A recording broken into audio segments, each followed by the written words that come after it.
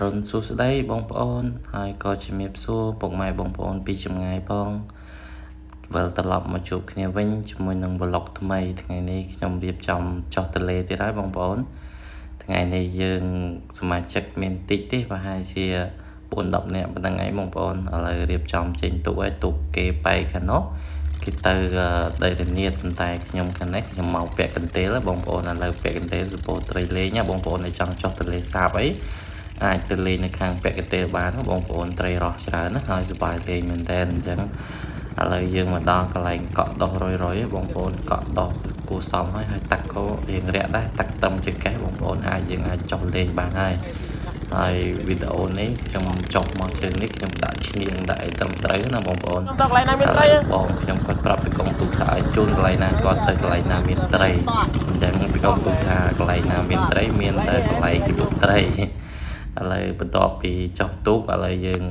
បានមួយបងប្អូនកាយឆាយម៉ោង7ព្រឹកឥឡូវនោះស្មាត់ពុកម៉ែខ្ញុំនៅខាងនោះគេនៅខាងនោះហើយខ្ញុំនៅខាងនេះហើយមើលទិដ្ឋភាពអូអ្នកខ្លះគាត់នៅលើទូកអ្នកខ្លះក៏នៅលេងខាងក្រោមឥឡូវចូលត្រីទី2ហើយបងប្អូនត្រីរស់ទី2ត្រីនេះធំបងប្អូនចូលចិត្ត1គីឡូហើយត្រឹមធំមែនតើហើយយើងលេងតាមដៃមងអញ្ចឹងណាបងប្អូនវានៅគៀនមងហ្នឹងឯងហើយនេះ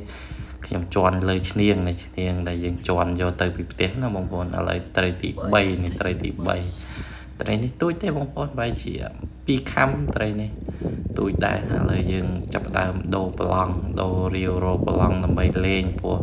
លេងនៅខាងលើនោះវាអត់សូវខាំវាជប់ខាំហើយអញ្ចឹងយើងចាប់ដើមដូរយើងលើកឡើងស្នោយើងលើកនេះ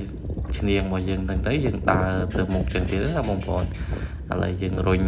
តាមទឹកទៅនេះឥឡូវទស្សនវិជ្ជាជាមួយខ្ញុំគឺយើងដាក់ឈ្នាងពីលើចឹងហើយបងប្អូនយើងរុញកុំឲ្យវាធ្ងន់ណាបើយើងកាន់ឈ្នាងផង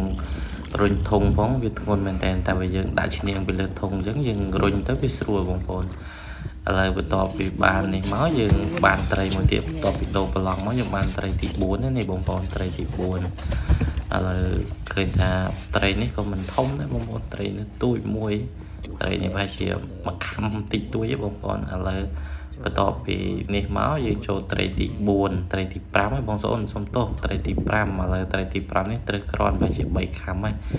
ឥឡូវនេះត្រីទី6បណ្ដុបទឹកសុទ្ធត្រីនេះបណ្ដុបទឹកសុទ្ធអញ្ចឹងបងប្អូនជួយស្មានគីឡូទាំងអស់គ្នាមើលថាប្រហែលជាប្រហែលខាំឥឡូវដល់ម៉ោងបាយហើយយើងបន្ទាប់ពីសារ៉ាបាយហើយយើងចូលលេងបានកូនត្រីទូកមួយទៀតអញ្ចឹងថាឃើញថាសប្បាយលេងមែនទែនហើយនេះ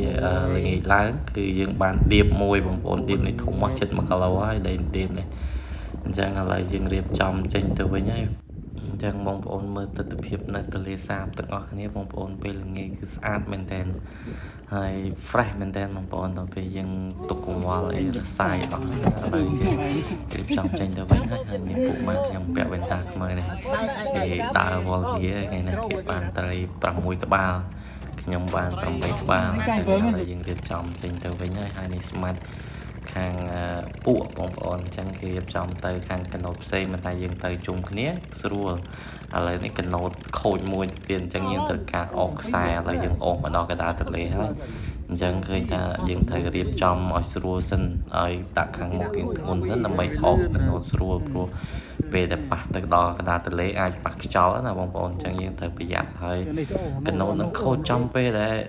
ដែលយើងចេញមកវិញទៀតឥឡូវយើងទស្សនវិជ្ជាយើងមកដល់លើគោកវិញហើយឃើញថាអត់ប៉ះខ្យល់ទេជើងនេះគឺសុបាយទាំងអស់គ្នាបងប្អូនឥឡូវបន្ទាប់ពីយើងទិញអីបើកម្លាំងសិនណាបងប្អូនយើងទិញចំណាងដើម្បីទៅយកទៅញ៉ាំនៅផ្ទះអញ្ចឹងក៏សូមអរគុណបងប្អូនដែលបានទស្សនាវីដេអូពីដើមរហូតដល់ចប់សូមអរគុណបាយបាយ